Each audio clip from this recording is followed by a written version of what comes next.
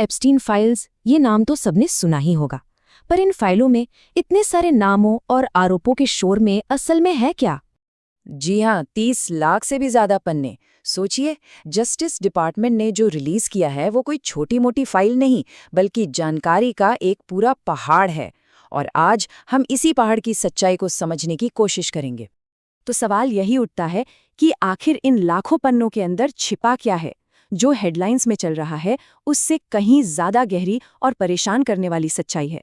तो चलिए हेडलाइन से आगे बढ़ते हैं और देखते हैं कि ये दस्तावेज आखिर क्या कहानी बयां करते हैं। सबसे पहले चलिए उस हिस्से पर फोकस करते हैं जिसे अक्सर नज़रअंदाज कर दिया जाता है, मतलब पीड़ितों की गवाहियां और जो इन्वेस्टिगेटर्स थे उनके नोट्स।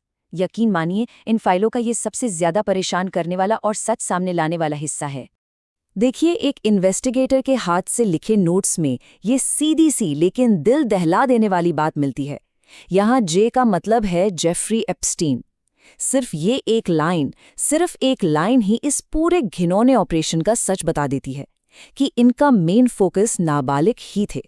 और ये देखिए, मुश्किल समय लड़कियां खत्म हो रही हैं। ये शब्द दिखाते हैं कि इस शोषण के पीछे कितनी ठंडी और एक बिजनेस जैसी सोच थी। मतलब ये कोई जुर्म नहीं था, बल्कि उनके लिए एक सप्लाई चेन थी। कितनी भयानक बात है। इन नोट से और भी चौंकाने वाली बातें पता चलती हैं, जैसे कि एप्स्टीन की कुछ खास नस्लवादी पसंद थी। उसे स्पेनिश या सांवली लड़कियां नहीं चाहिए थी। हद तो तब हो गई जब उसने एक विक्टिम से ये पक्का करने के लिए आईडी तक मांग ली कि वो 18 साल से कम है भी या नहीं। तो ये काम कैसे करता था? एप्स्टीन का कंट्रोल करने का तरीका क्या था? ये स्लाइड बिल्कुल साफ साफ बताती है। सबसे पहले कमजोर और बेघर लड़कियों को टारगेट किया जाता था। फिर उन्हें थोड़ी हमदर्दी और पैसे का लालच दिया जाता। इसके बाद धीरे धीरे शोषण शुरू होता और आखिर में उन पर पूरी तरह से कंट्रोल कर लिया जाता था।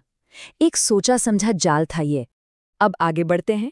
ये मामला सिर्फ फाइलों तक ही सीमित नहीं रहा। ये एक बड़ा राजनीतिक तूफान बन गया, खासकर कांग्रेस की एक सुनवाई में, जहां जबरदस्त टकराव देखने को मिला। ये जो सुनवाई हुई हाउस जुडिशरी कमेटी में, उसका सार इस स्लाइड में है। एक तरफ थे सांसद और पीड़ित जो जवाबदेही और बिना सेंसर वाली फाइलें मांग रहे थे, और दूसरी तरफ थी अटॉर्नी जनरल बॉन्डी जो कह सकते हैं हर बात पर इनकार कर रही थीं और अपने प्रशासन का बचाव कर रही थीं। सोचिए, ये शब्द सुनवाई के दौरान कहे गए जब रिप्रेजेंटेटिव जेमी रास्किन और एजी बॉन्डी के बीच बहस इतनी बढ़ गई कि बात पर्सनल अटैक्स तक पहुंच गई। इससे पता चलता है कि माहौल कितना ज्यादा तनावपूर्ण था। सुनवाई का एक और अहम पल, अटॉर्नी जनरल बॉन्डी ने पीड़ितों के दर्द पर दुख तो जताया, लेकिन जब रिप्रेजेंटेटिव जयपाल ने उनसे कहा कि वो कमरे में मौजूद पीड़ितों से डीओजी की गलतियों के लिए सीधे सीधे माफी मांगे, तो उन्होंने साफ इनकार कर दिया। तो ये जो पूरा राजनीतिक घमासान मचा, इसकी जड़ में थे न्याय विभाग यानी डीओजे के ऊपर लगे कई गंभीर आरोप। ये कोई छोटी मोटी बात नहीं थी। तो क्या क्या आरोप थे डीओजे पर? देखिए, कहा गया कि फाइलों में गलत तरीके से चीजें छिपाई गईं। इससे भी ज्यादा चौंकाने वाली बात, ये आरोप लगा कि वो सांसदों की सर्च हिस्ट्री ट्रैक कर रहे थे। मतलब कौन क्या खोज रहा है, इस पर नजर रखी जा रही थी। और सबसे बड़ी बात, एफबीआई ने एक मेमो में कह दिया था कि अब किसी और पर आरोप नहीं लगेंगे।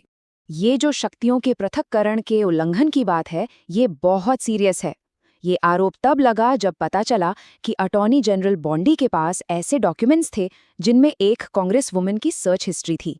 इससे सीधे सीधे जासूसी और पावर के गलत इस्तेमाल का सवाल खड़ा हो गया। और ये शायद सबसे हैरान करने वाली बात है। इन फाइलों में इतने भयानक सबूत होने के बाद भी एफबीआई ने क्या ऐलान किया कि अब किसी और पर कोई चार्ज नहीं लगाया जाएगा। मतलब इतने सबूत लेकिन कोई कार्यवाही नहीं। ये कितना बड़ा विरोधाभास है। तो ये सब हमें कहाँ लाकर खड़ा करता है? ये हमें इस पूरी कहानी के एक ऐसे मोड़ पर ले आता है जहां एक सवाल अनसुलझा रह गया है। न्याय हुआ या सिर्फ देरी हो रही है? एक सर्वाइवर के वकील का ये बयान पूरी सिचुएशन को बयां कर देता है। एक अधूरी रिलीज जो कमजोरों को तो सामने ले आए, लेकिन ताकतवर लोगों को जवाबदेही से बचा ले, वो न्याय नहीं है, वो अन्याय है। इससे साफ पता चलता है कि लोगों को लग रहा है कि इस रिलीज से असली जवाबदेही तय नहीं हुई है। और आखिर में यही सवाल हमारे सामने खड़ा है, जब लाखों पन्ने सामने आ चुके हैं तो भी ऐसा क्यों लगता है कि पूरी सच्चाई अभी भी कहीं छिपी हुई है? जो जानकारी सामने आई है और जो न्याय मांगा जा रहा है, उसके बीच एक बहुत बड़ी खाई है। और ये एक ऐसा सवाल है जिसका जवाब आज भी नहीं मिला है।